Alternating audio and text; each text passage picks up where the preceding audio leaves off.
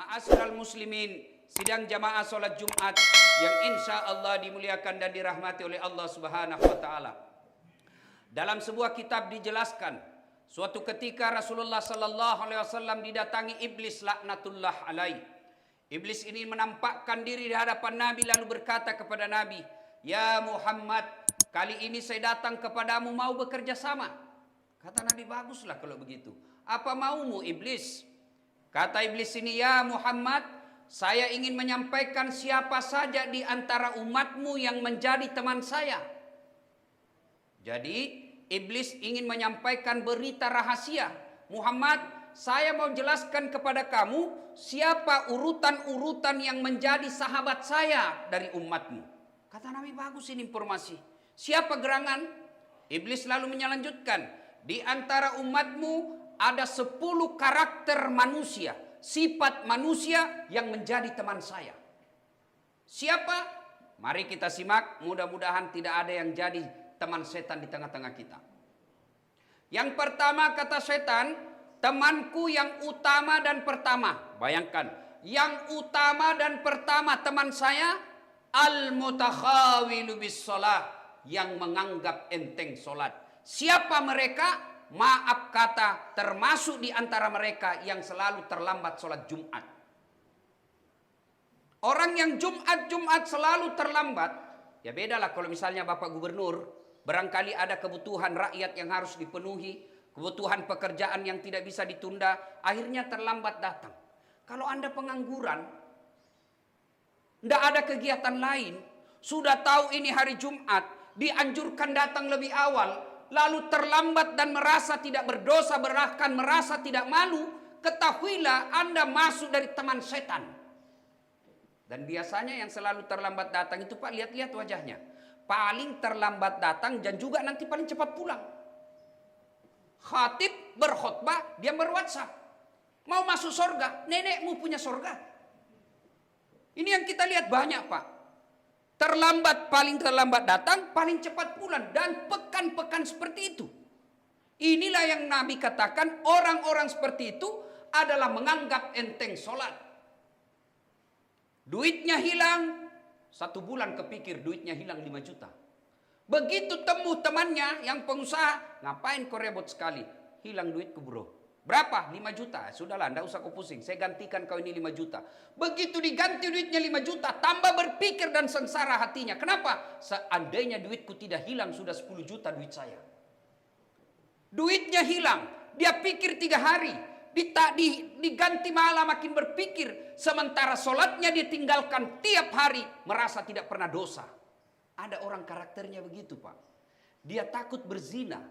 Dia takut curi sendal ketika dia pergi Jumatan. Dia takut ngerampok, tapi ketika tidak sholat merasa tidak ada dosa sama sekali.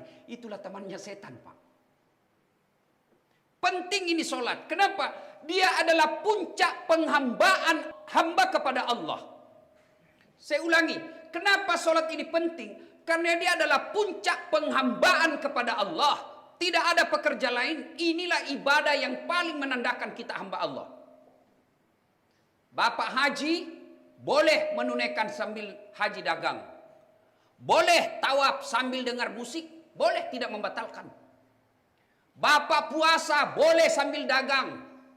Bapak puasa Ramadan boleh sambil dengar musik, bahkan nyanyi-nyanyi, boleh. Bapak bayar zakat boleh diwakilkan, bahkan boleh sambil dengar musik. Tapi ketika mendirikan sholat, tidak boleh ada kekuatan lain. Tidak boleh ada kegiatan lain. Kenapa? Inilah engkau membuktikan kamu hamba. Tidak boleh ada kegiatanmu yang lain. Itulah sebabnya sholat paling gampang dilakukan. Kenapa? Karena dia adalah tanda keislaman kita. Buka Al-Quran surah Al-Fat. Muhammad Rasulullah. Walladzina ma'ahu asidda'u alal kuffar ruhama'u bainahum tarahum ruk'an sujjadah ila akhir ayat. Tanda umat Muhammad itu kata Allah surah Al-Fat. Kamu lihat mereka ruku dan sujud. Artinya apa? Ketika ada orang Islam mengaku Islam, tapi dia tidak sholat, demi Allah ulama mengkafirkannya. Bahkan Imam Syafi'i menghukumnya, mereka yang sengaja tidak mau sholat, lalu diperintah sholat dia tetap tidak mau, diperintah tobat dia tidak mau, lalu dia wafat, Imam Syafi'i mengkafirkannya dan mengharamkan jangan kau solati jenazahnya. Bapak tidak puasa tetap Islam. Bapak tidak haji tetap Islam. Bapak tidak menunaikan ibadah zakat tetap Islam. Tapi ketika tidak sholat kafir di hadapan Allah. Ya karena penting. Bapak tidak puasa tahun lalu, bertobat hari ini, sebelum masuk Ramadan bayar puasanya, tidak ada masalah. Bapak tidak haji padahal sudah mampu, taubat hari ini, tahun depan berangkat haji, selesai urusan haji kewajibannya. Bapak tidak bayar zakat padahal sudah mampu. 4 tahun berturut-turut tidak bayar zakat. Hitung berapa zakat yang ditinggal. Bayar besok selesai utang zakatnya. Tapi ketika Bapak tidak sholat subuh tadi subuh. Bagaimana cara gantinya? Bapak mau ganti bagaimana? Besok saya sholat subuh Ustaz 2 kali. Lebih salah lagi. Maka mari saudaraku Jumat kali ini. Yang mencari nafkah. Yang bekerja. Yang berdagang. Profesi apa saja. Jangan sampai perkara dunia membuat kita lupa sholat. Orang yang kerja cari nafkah, mengabdi sama pimpinannya, cari muka sama atasannya, tidak sholat duhur, tidak sholat asar, lewat maghrib, lepas isya. Inilah yang selalu saya ibaratkan setengah mati cari uang. Begitu dia lapar, dia beli nasi bungkus. Sayangnya setelah ada nasi bungkusnya, nasinya dia buang, bungkusnya dia makan. Itulah orang yang mengejar dunia melupakan sholat. Yang kedua teman setan. Kata iblis kepada Rasulullah Muhammad SAW. Yang kedua Muhammad temanku adalah ganiyun mutakabbir. Orang kaya yang sombong. Kaya apa saja dia sombong, temannya setan. Kaya harta, hartawan sombong, temannya setan. Mana ciri-ciri orang kaya yang sombong? Bakil, pelit, medit. Enggak enak juga ini saya harus katakan Pak. Saya tadi keliling-keliling di sini, besar-besar rumah Pak. Hampir setiap rumah ada mobilnya. Begitu diumumkan, isi celengan 2 juta. Ini bapak-bapak yang kaya nih, yang mewah-mewah rumahnya di samping nih, dekat-dekat masjid, sampean akan ditanya soal tanggung jawab mic yang jelek ini.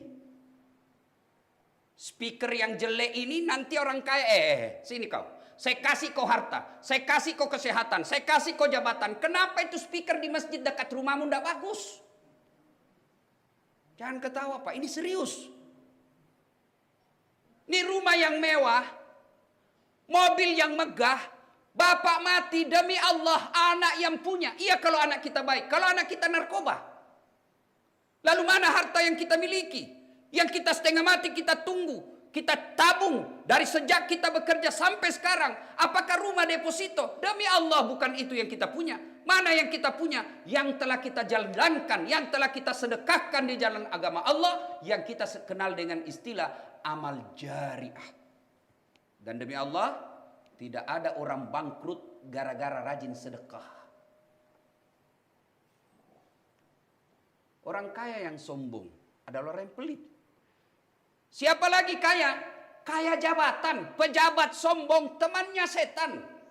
Anggota DPR mau sombong, temannya setan. Apa yang kamu sombongkan dengan anggota DPR? 5 tahun saja.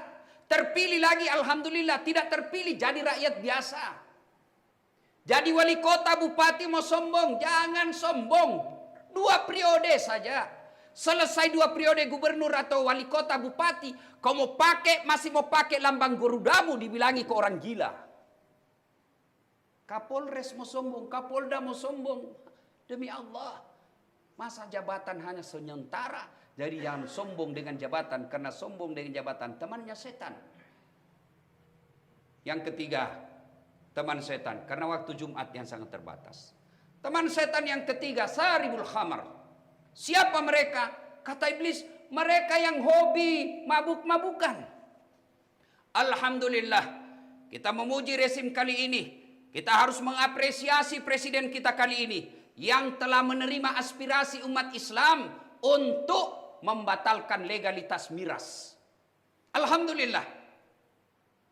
Karena miras memang mabuk orang. Mabuk miras temannya setan. Tapi saya bilang kepada wakil presiden waktu itu, mabuk miras berbahaya. Tapi ada lagi mabuk yang lebih berbahaya dari mabuk miras, yaitu mabuk cinta. Orang kalau mabuk cinta menjadi bertebaranlah pelakor. Orang yang mabuk cinta bisa jadi istrinya tetangga kita lebih sayang daripada istri sendiri. Tapi demi Allah ada lagi mabuk satu yang lebih berbahaya. Lebih berbahaya dari mabuk miras. Lebih berbahaya dari mabuk cinta. Apa? Mabuk kekuasaan. Kalau orang sudah mabuk kekuasaan, Pak, dia akan menghalalkan segala cara untuk mengambil kekuasaan itu. Dan setelah ada kekuasaan itu, dia anggap kekuasaan itu sarana untuk memperkaya diri sendiri. Dia anggap kekuasaan itu untuk merampok negara. Itulah yang disebut mabuk kekuasaan. Dan itulah temannya setan. Kita berlindung kepada Allah. Mudah-mudahan informasi ini membuat kita sadar, oh, saya masuk teman yang pertama. Menganggap enteng sholat. Oh, saya masuk kategori kedua yang bakil. Oh, saya mabuk yang ketiga, mabuk kekuasaan. Apabila tiga-tiganya atau ada satu di antara kita yang tiga ini, wala tai'asu mir rauhillah, kata Allah, jangan kau putus asa, ampunan Allah masih menunggu kita. Dengan cara apa? Bertobat kepada Allah. Cara bertobatnya, kalau Jumat ini selalu terlambat, kalau selama ini masih bakil, kalau selama ini tergila-gila dengan jabatan menghalalkan segala cara, ayo, ya ayyuhalladzina amanu tuba ilallahi taubatan nasuha. Segera bertobat. Dengan cara apa? Perbanyak istighfar. Dengan cara apa? Jangan ulang. Dengan cara apa? Ganti kebaikan. Dengan cara apa? Memperbanyak amal-amal soleh. Setelah ini kita lakukan, bertobat dengan sepenuh hati, maka Allah akan mengangkat derajat kita. Maqamam mahmuda. Saya angkat derajatmu. Bahkan Allah memberi gelar, innallaha yuhibbut tawabina. Saya cinta kepada hambaku yang bertobat. Sidang Jumat yang saya muliakan, semoga Jumat kali ini menjadi berkah buat kita, menjadi introspeksi diri kita masing-masing, sehingga kita menjadikan sarana Jumat ini untuk memperbaiki diri. Barakallahu li wa lakum wa izazil mu'minin, innahu huwal ghafurur rahim.